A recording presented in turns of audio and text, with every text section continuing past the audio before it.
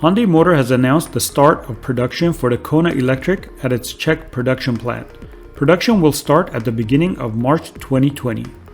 The plant plans to produce 30,000 electric vehicles in the first year.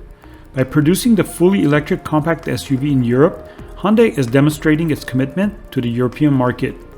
Also, Hyundai to become the biggest provider of zero-emissions vehicles in Europe with about 80,000 units available in 2020.